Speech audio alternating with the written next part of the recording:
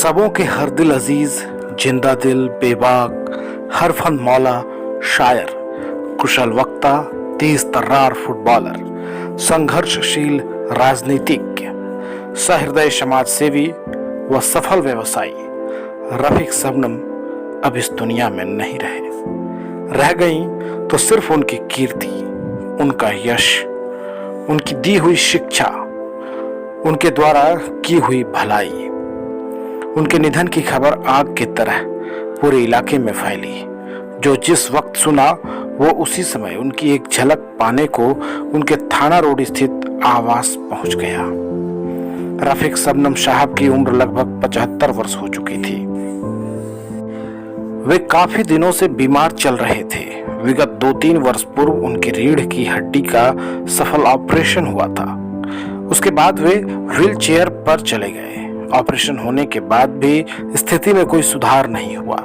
धीरे धीरे वक्त गुजरता गया और वे अपने घर 10 बाय 10 के कमरे में सिमट कर रह गए। मैंने आज से पहले विगत 1 वर्ष पूर्व खेल दिवस के अवसर पर डाक बंगला के मैदान में उन्हें सम्मानित होते देखा था, जब उन्हें एक तेज तर्रार फुटबॉलर के तौर पर सम्मानित किया गया था।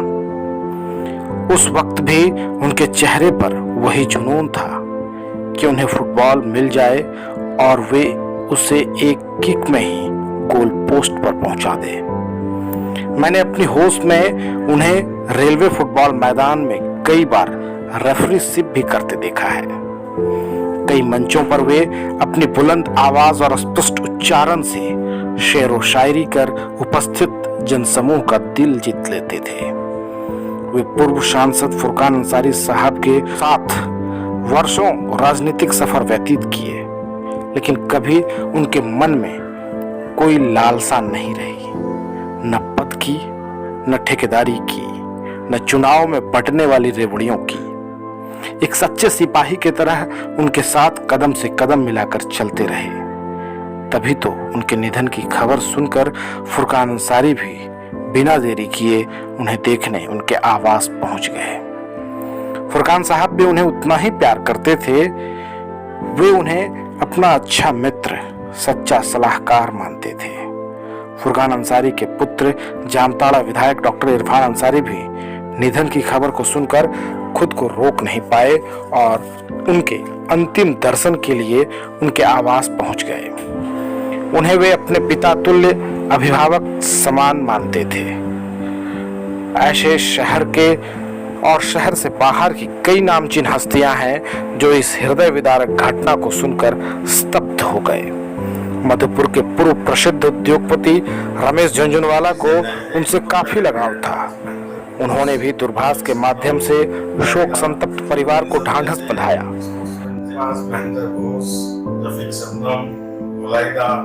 इन सब जैसे स्पोर्ट्समैन थे जो मेरे को हिम्मत देते रहते थे, आगे बढ़ाते रहते थे और हम जो भी उनके अंतिम दर्शन के लिए पहुंचता सभी की आंखें नम दिखी। परिवार को तो सांत्वना दी, लेकिन खुद काफी गमगीन दिखे। रफीक साहब रेड क्रॉस सोसाइटी में बिना किसी पद के वर्षों तक सक्रिय सदस्य के रूप में कार्य किए।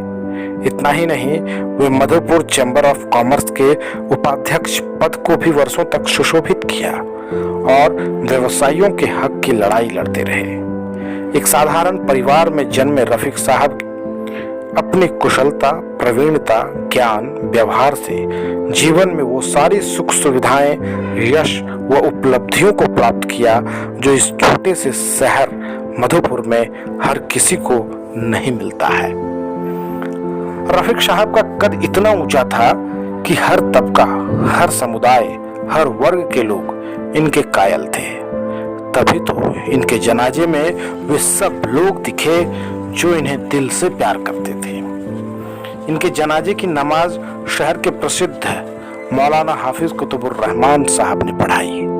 नमाज पढ़ाने से पहले उन्होंने 2 शब्द कहा कि इनके पूरे जीवन में अगर इनसे कोई भूल, गलती या किसी को इनकी बातों से ठेस पहुंची हो तो वो उन्हें माफ कर दें। लेकिन मुझे ऐसा नहीं लगता है कि कभी भी इनसे कोई गलती हुई हो या इन्होंने किसी का दिल दुखाया हो। जब वे बिस्तर पर थे उस समय तक भी उनका साथ निभाने वाले उनसे 10 वर्ष बड़े, उनके गुरु कहें या फिर मित्र, जो कहें, कई किलोमीटर साइकिल चलाकर उनसे मिलने पहुंचते थे। आज रफीक साहब के गुजरने पर वे खुद को अकेला महसूस कर रहे हैं। बहुत ही खराब लग रहा है। वो हमारे चेला ही थे, छोटा भाई का तरह था। हम उसको फुटबॉल में सिखाए, हम भी बैट में खेलते थे, उसको भी बैट में सिखाया। कहीं भी जाते थे खेलने के लिए उसको ले जाते थे, देवर हुआ, गुड्डा हुआ, गिरिडीह हुआ। उसको हम बनारस और रेल का से भी खिलाए। बहुत दुख लग रहा है। उसका शादी में गए थे रांची, और हम लोग का शाम को उसका दुकान में बैठते थे, बैठ के गप करते थे। फिर दुकान बंद करके हम लोग स्टेशन जाते थे। स्टेशन जाके गप करके चाय पी के हम घर जाते थे। वो आता था ऐसे तो हंसमुख था और वो जॉली था, लेकिन आदमी को जब तबीयत खराब होता है, परसों जब हम उनको देखे, रफीक स्वप्न मैंने उसको नशा का कोई दवा दिया था डॉक्टर, खा के हमको देखा तो सीना चीन के उसका वाइफ को बोलने लगा, आया तुम करके बोलता था। हम भी आया हुआ उसको बिरयानी खिला।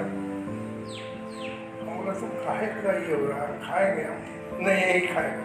हम बोला ना, यहाँ नहीं, हम बाहर जाके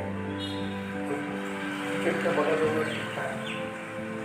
दुख हो रहा है। मैंने हम लोग वे अपने पुराने बीते दिनों को याद कर फूट फूट कर रोने लगते हैं। सिर्फ मलय बोस शाह भी नहीं, उनके निधन के बाद तो ऊपर वाला भी आंसू बहाया। तभी तो शाम 5 बजे के बाद लगातार फुहारों की तरह बारिश होती रही। ऐसे शख्सियत के निधन पर न्यूज़लाइन परिवार भी उन्हें भावभीनी श्रद्धांजलि अर्पित करता है। न्यूज़लाइन के लिए प्रिंस समत के साथ रामचंद्र झा की ब्यूरो रिपोर्ट। आगाज है तेरा, बहुत कुछ सीखना है, कमर कसनी अभी बाकी है, मुट्ठी भींचना है। अभी आगाज है तेरा, बहुत कुछ सीखना है, कमर कसनी अभी बाकी है, मुट्ठी भींचना है। भले हालात हो कैसे भी, बस ये सोच ले तू, यही है जिद, यही है रार, बस अब जी